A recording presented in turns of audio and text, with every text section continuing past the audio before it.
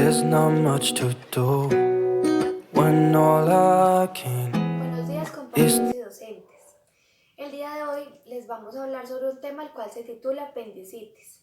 A grandes rasgos vamos a hablar sobre generalidades, cómo es la epidemiología, cuál es su fisiopatología, sus causas, cuáles sus signos y sus síntomas, cuál es su diagnóstico y por ende cuáles son los cuidados de enfermería para este tipo de pacientes.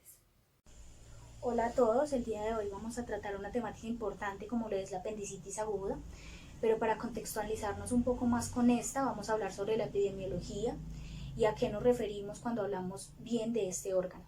La apendicitis aguda, como bien sabemos, representa la indicación más común de cirugía abdominal no traumática de urgencias en el mundo y es una entidad que ocurre con mayor frecuencia en la segunda y tercera década de la vida. El riesgo de presentarla es de 16,34%, tanto en hombres como en mujeres, y su incidencia anual es de 139.054 por cada 100.000 habitantes. La apendicitis aguda es una enfermedad que frecuentemente se considera de fácil tratamiento, aunque exponencialmente continúa siendo causa de muerte, razón por la cual en algunas bibliografías aún nos presentan un porcentaje de mortalidad de entre 1 y 3,5%. La incidencia de esta enfermedad en niños aumenta anualmente, presentándonos de 1 a 2 casos por cada 10.000 niños entre el nacimiento y los 4 años de edad, y también nos muestra un valor entre 19 a 28 casos por cada 10.000 niños en edades hasta los 14 años. Ya hablando más sobre qué es el apéndice o el apéndice vermiforme, es una estructura muscular sujetada al intestino grueso en el cuerpo humano. Este representa la parte inferior del ciego y por ende lo podemos encontrar normalmente en la fosa ilíaca derecha. Sus dimensiones varían desde 2,5 centímetros a 23 centímetros y en su anchura de 6 a 8 milímetros. Histológicamente hablando de este apéndice vermiforme, es importante recalcar que este está compuesto por unas capas. Una capa serosa, una mucosa, submucosa, una muscular externa y está cargado de grandes nódulos linfáticos. Esto es importante recalcarlo porque esto nos va a servir y nos va a ayudar a complementar esa fisiopatología. Es importante recalcar que este apéndice anteriormente lo tenían catalogado como un vestigio. Su única funcionalidad era en cierta forma producir una obstrucción, una inflamación y por ende dar apendicitis, pero estudios y investigaciones han evolucionado y han encontrado que este es un órgano inmunitario, el cual secreta inmunoglobulinas, especialmente la IgA, y ayuda a prevenir grandes infecciones intestinales. Por otro lado, también es importante recalcar que este ayuda como reservorio de la microbiota intestinal. Al hablar de fisiopatología tenemos que tener en cuenta una serie de etapas. ¿Qué va a ocurrir al inicio? Va a haber una obstrucción apendicular y en este momento podemos hablar de esa etiopatogenia. Las causas más frecuentes son por fecalitos, que es una materia vegetal, la cual se solidifica, y una hipertrofia del tejido linfoide. ¿Qué ocurre con esto? Puede ocurrir una infección, por ende va a haber una inflamación y lo que va a hacer es que va a obstruir esa luz de ese vaso. Otras causas y otros artículos reportan que puede ser por parásitos como el Ascaris lumbricoides, por cuerpos extraños o neoplasias. Lo que va a suceder en este momento es que va a haber una distensión del apéndice, pero ¿esto por qué se da? Porque hay un aumento de la secreción de la mucosa de ese contenido apendicular. Siguiendo con este proceso vamos a tener un dolor difuso, es decir, un dolor visceral. ¿Y a qué nos referimos con esto? Que va a ser un dolor que no va a ser específico. ¿Cómo lo conocemos? Que es la clínica de un paciente con apendicitis, que es el dolor en la zona de la fosa ilíaca derecha. Este dolor va a estar referido en la zona de epigastrio y mesogastrio. ¿Esto por qué ocurre? Porque va a haber activación de esas fibras nerviosas viscerales. De esta etapa que vamos a pasar, va a empezar a presenciar el paciente náuseas y episodios de emesis. ¿Por qué se da esto? Por esa acción refleja de este órgano. Y obviamente porque va a empezar una proliferación de estas bacterias en el mismo. Lo que tendremos en este momento será una ingurgitación vascular. Esto porque se debe, ya que hay una gran presión en ese apéndice vermiforme y lo que va a suceder es que va a aumentar esa presión venosa del mismo. Pasando por esto ya va a empezar la clínica realmente de lo que es la apendicitis, va a empezar ese dolor referido en la fosa ilíaca derecha. ¿Y esto por qué se da? Porque sobrepasa esa capa serosa, esa capa externa, y también recubre el peritoneo parietal. Ya finalmente va a aparecer esa etapa en la cual va a haber una perforación del apéndice. ¿Y esto por qué se da? Por la necrosis, por ese aumento progresivo y proliferación de las bacterias, y no hay una buena irrigación tanto venosa como arterial. Para comprender un poco más esa fisiopatología tenemos que entender que podemos dividirla también en etapas. En este momento tenemos un apéndice la cual está normal, su morfología y anatomía está de manera adecuada. Tenemos la fase 1, que es la fase congestiva, era lo que les mencionaba de esa distensión de ese apéndice por el aumento de la mucosa. Tenemos esta fase 2, que es la fase flegmonosa, en la cual hay gran compromiso sobre todo de irrigación venosa. Tenemos la fase 3, que ya es la fase gangrenosa o necrótica, en la cual vemos que ya realmente hay un aumento grande de la proliferación de bacterias.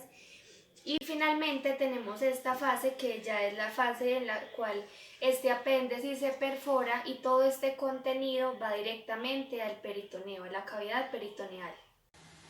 Cuadro clínico del paciente: evolución mayor de 24 a 36 horas, inapetencia, dolor periumbilical y luego en fosa ilíaca derecha, náuseas o vómito, estado subfebril y luego hipertermia de 37,5 a 38,5 grados centígrados en su forma más simple y clásica. La apendicitis comienza con inapetencia y dolor periumbilical. Es importante tener en cuenta que la inflamación de cualquier sector del intestino medio causará tal sintomatología.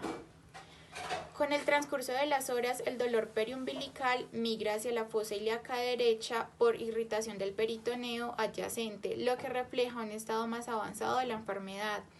El dolor suele ser continuo, de intensidad creciente, a veces irradiado hacia el hipogastrio o zona lumbar derecha, y aumenta con el movimiento y dificulta la marcha, obligando al paciente a adoptar una actitud hacia delante y a la derecha. Lo más común es que luego del dolor aparezcan náuseas y vómitos y estado subfebril y luego hipertermia moderada de 37 a 38,5 grados centígrados.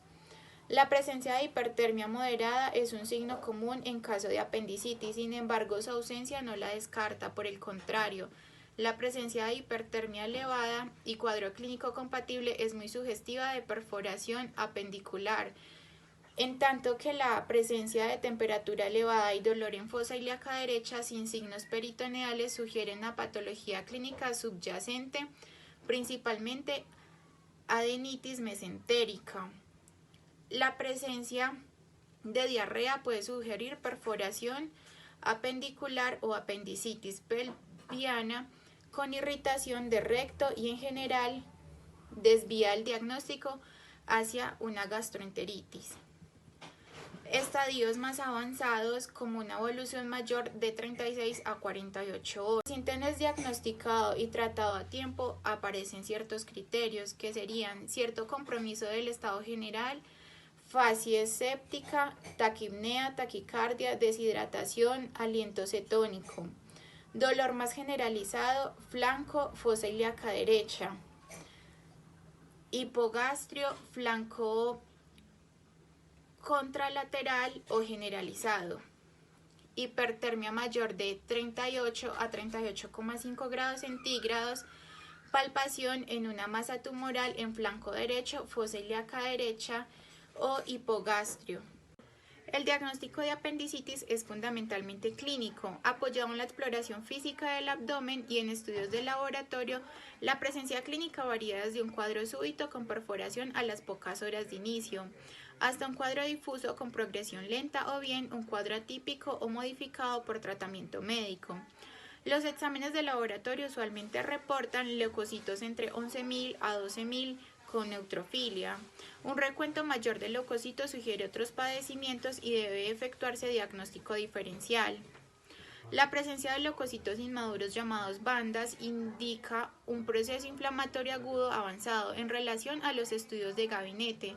La radiografía simple de abdomen puede mostrar dilatación del ciego y niveles hidroaéreos a ese nivel. En ocasiones puede apreciarse un fecalito calcificado, su utilidad es limitada en el diagnóstico específico de apendicitis aguda, pero tiene valor para estudiar el patrón gaseoso del intestino.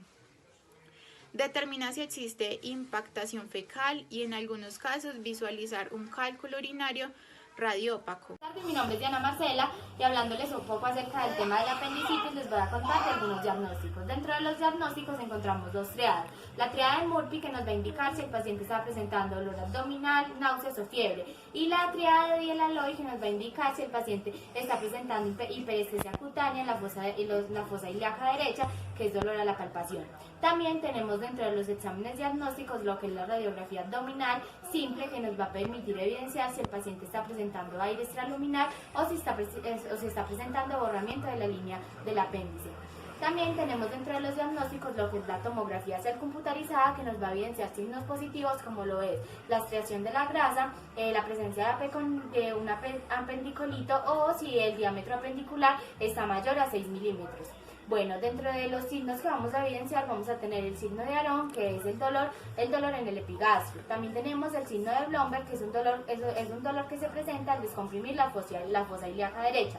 También tenemos lo que es el signo de Cope, que es el dolor que se presenta en el hipogastrio cuando se realiza una flexión muscular. Bueno, entonces para entrar un poquito como en el contexto, les voy a explicar dos escalas que se valoran dentro del paciente con el apéndice. Entonces tenemos lo que es la escala de Alvarado, que se cuenta con 10 puntos, en donde se investiga si el paciente tiene dolor, si se le está presentando dolor en la fosa ilíaca, en donde se evidencia si el paciente tiene anorexia y se va calificando de 1 a 2 puntos. Un riesgo bajo es cuando se presenta la escala, cuando la escala le damos una puntuación de 0 a 4, estamos evidenciando un riesgo bajo con un 7.7 de probabilidad que se presente una apendicitis. Cuando le damos una puntuación de 5 a 7, estamos teniendo un riesgo intermedio con un porcentaje del 57% de probabilidades de que el paciente tenga una apendicitis. Cuando tenemos una puntuación de 8 a 10, estamos dándole al paciente un riesgo alto con una probabilidad del 90% de que el paciente ya presenta la apendicitis. También tenemos la escala de Ripasa, que esta valora si el paciente es hombre o mujer y le da cierta puntuación. También se valora si tiene una edad mayor a 39 años, si es menor a 40 años, si es mayor a 40 años, si es extranjero. También se evalúan los estudios diagnósticos como los leucocitos, como el examen general de la orina, y se le da una puntuación total a 16 puntos, en los cuales un valor menor a 5 puntos nos está indicando que es improbable a la observación, o sea, el paciente no tiene síntomas que nos digan que tiene apendicitis. Si se evalúa de 5 a 7 puntos, estamos teniendo una baja probabilidad. De 7 a 5 estamos teniendo una alta probabilidad, y una puntuación mayor a 12 puntos tenemos un diagnóstico de apendicitis, el paciente ya presenta la apendicitis. Listo, entonces dentro de las complicaciones vamos a tener que el paciente con apendicitis va a tender a tener complicaciones como la perforación del apéndice, como la peritonitis focal, que es la inflamación del peritoneo, que es la membrana que recubre pues bastantes órganos del abdomen. Entonces lo que hace es que se inflama. También tenemos lo que es la pileflebitis, que es como el proceso inflamatorio intraabdominal, y también una apendicitis gangrenosa, que es cuando se presentan, digamos, émbolos sépticos que viajan hasta el hígado. Allí, cuando llegan al hígado, ya pasan a ser una tromboflebitis, que viajan por el torrente sanguíneo y se permite pues la segregación pues como tal de los abscesos hepáticos.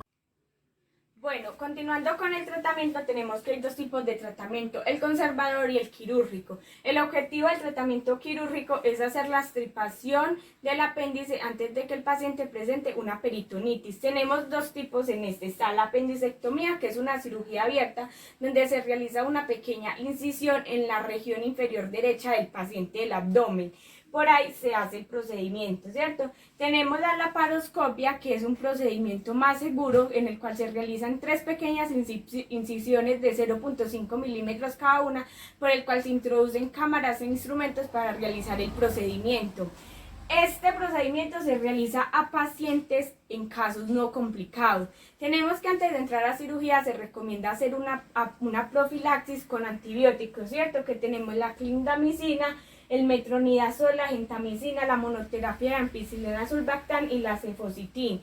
¿Por qué? Para evitar complicaciones futuras al paciente. Tenemos como tratamiento conservador, este se empezó a desarrollar cuando las personas tenían travesías muy largas y les daba apendicitis, entonces los médicos no podían realizar una incisión porque se contaminaban, ¿cierto? Entonces en esto optaron por dar antibióticos de amplio espectro y vieron que funcionaba, entonces se utiliza en pacientes que no son complicados y la inflamación no es tan grande, ¿cierto? Entonces ahí tenemos que los antibióticos de amplio espectro sí se pueden utilizar, funcionan, pero por tiempos determinados. No es un tratamiento como estos que sí curan totalmente la apendicitis. Continuando con el tema, para hablar de los cuidados de enfermería para la apendicitis, tenemos los cuidados preoperatorios de la apendicitis. Para estos debemos tener en cuenta los signos vitales del paciente que estén estables, que tenga un acceso venoso periférico en buenas condiciones, que se le realice un hemograma. El hemograma con el fin de verificar los leucocitos y los electrolitos para verificar si el paciente está pasando por alguna otra infección. También se debe colocar una sonda nasogástrica en el cual se realizará una aspiración por orden médica. El paciente debe estar en ayuno completamente antes de la cirugía y en una posición Fowler con el fin de que el paciente esté adecuadamente bien y prevenga aún más el dolor con esta posición. Y un manejo para antibioterapia de acuerdo a orden médica y receta y recetación del médico. También tenemos los cuidados intraoperatorios. En los cuidados intraoperatorios se le realizará una monitorización como tal de los signos vitales del paciente, en el cual el paciente en cirugía va a tener un electrocardiograma, la pulsometría y la tensión arterial que se deben verificar adecuadamente en toda la cirugía. Verificar la historia clínica que se encuentra adecuada, que se tenga el permiso tanto del familiar como del paciente para realizar la cirugía. Se debe la obtención de un acceso venoso, se debe realizar la anestesia general que se le realiza al paciente y se le debe tener adecuadamente al paciente antes de comenzar la cirugía y verificar el estado físico del paciente. Y buenas posturas. Para estas buenas posturas en la cirugía se le coloca al paciente o se pone al paciente almohadillando en las zonas que precise o que no existan malas posturas con el fin de prevenir úlceras o daños demás.